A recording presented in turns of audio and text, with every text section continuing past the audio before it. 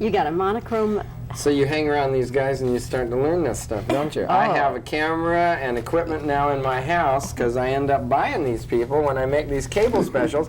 And I go in the editing room and I don't like the tapes I'm picking from. And I say, how can I make a show when I don't like these tapes? And I'd work so hard in front of the camera when I didn't realize that that's the guy I need to really pay attention to, because if I go over here real quick, seeing he hadn't very, he don't know I go over there real quick, then I'm off the camera and I got to go and take the wide shot, and I don't want the wide shot. I want the close shot. So I bought cameras and I fool around with it myself now. And What are you doing here, Gallagher? What is this? I'm separating the wheat from the chaff. These little iron-ons stick together and they put a paper in between them. Some machine actually puts the paper and then I unmachine them.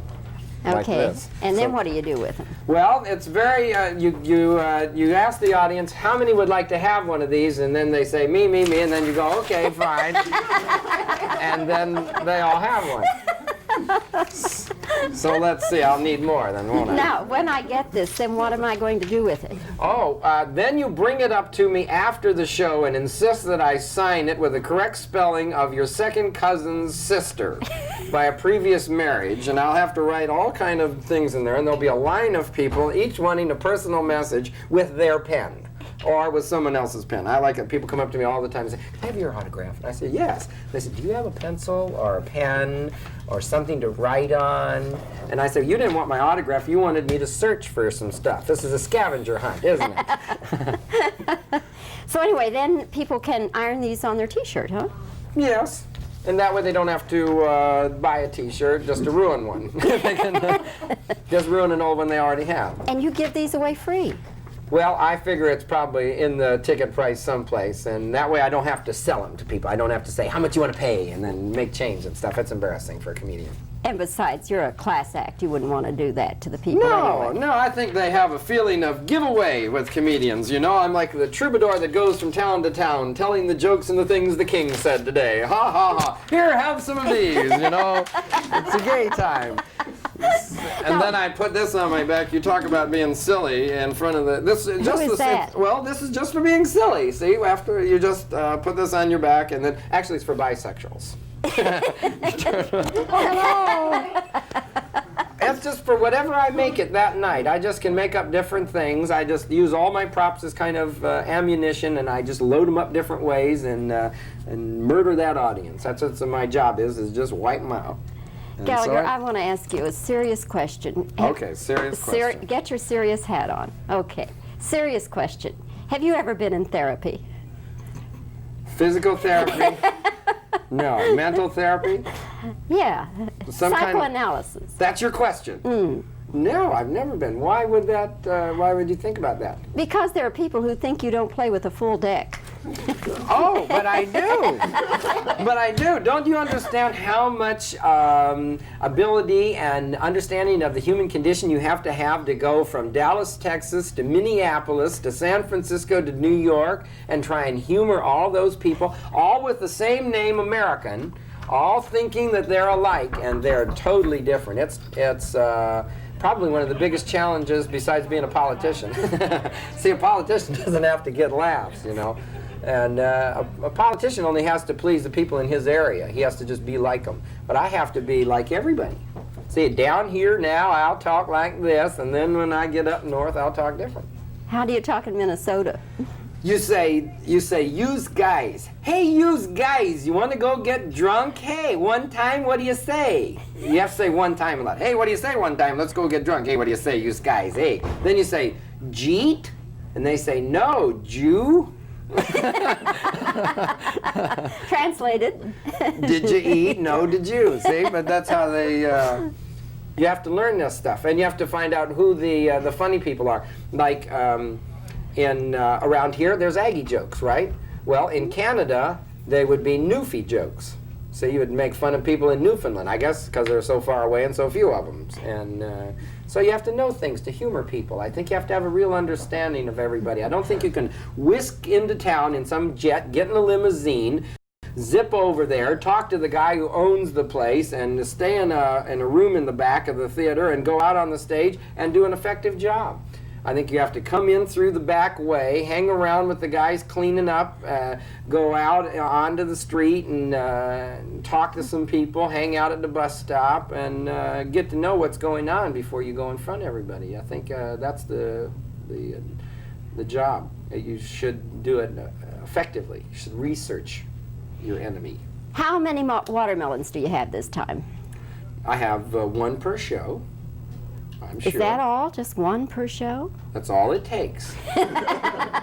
One big watermelon. Yeah, if you have too many watermelons, you're not effective. So you have to, I use it effectively. It's the very last thing that occurs, and when that's done, you don't follow it. You get off. Run for your life. Well, to tell you the truth, the watermelon don't go as good as the beer. Got beer now. See, you didn't know about the beer. See? I had heard. Well, that's the object of the game, is to be a surprise. Now, the beer goes better than the melon, but I don't tell them that because I think it's the melon that brings them in the door. See, I got my little buttons of me smashing the melon. Are those free too? Oh, well, they're free to the people that I like. I give these out by myself because they're about 50 cents. I've given out 20,000 of them, though. At 50 cents, that's quite a bit. Yeah. Well, that's part of the job, I think. These are supposed to be everywhere, so they'll be in them garage sales when I'm gone, you know? There'll be a toaster and the Panther with a lamp on it and these things. I think they'll still sell for 50 cents, don't you? Oh, with inflation, they might go up $1 or so. You're right. Yeah, yeah.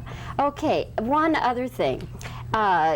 Getting back to the watermelon and the beer and all that, do you ever have people get really testy about that when the clothes are all splattered and everything? No. They don't come to the show. They'd heard about it ahead of time. Very few people. A strange kind of person comes to a comedy show. These people already have some old clothes and don't mind wearing them out. No, people don't care about those things. And plus, once they come here and they see that everyone had a good time, they feel a little small bringing up a thing like a stain on fabric, I think, when you talk about a good time, you know? Hear, hear. Hear, hear. Yeah, right. okay.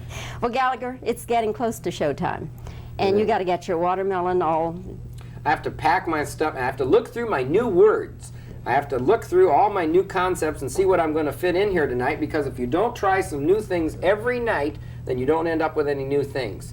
And then if you don't have new things, you can't get new. You can't keep new. You can't get the people to come back. They have to come and say, you know what, he didn't say nothing he says on TV. And that's what I hope I do tonight. So I have to try out new stuff.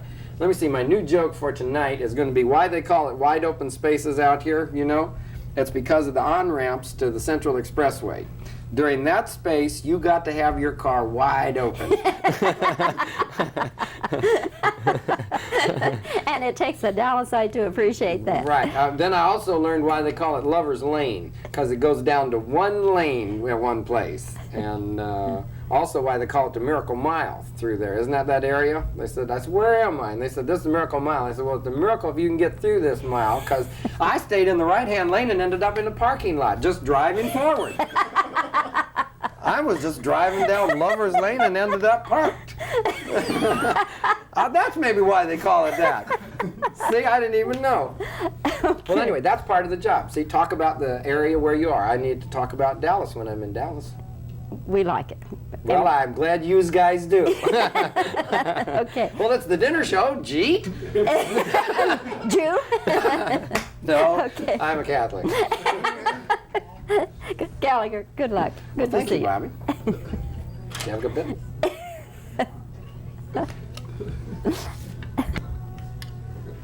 Okay, just the other way.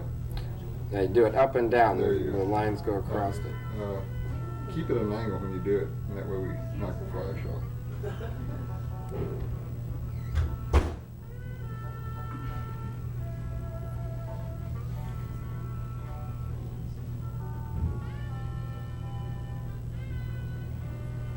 That's what you had it with a minute ago. Can you take it back just a bit and let's get the glare off?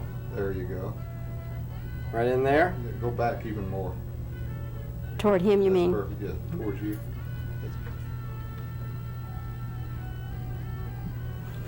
Okay, Crazy way to make let's a try look. it down the other way. This way then? There you go. Okay. That's got it right there. You get the action? That's got it. Love it. Well, I hope I get known for something more than just smashing up produce.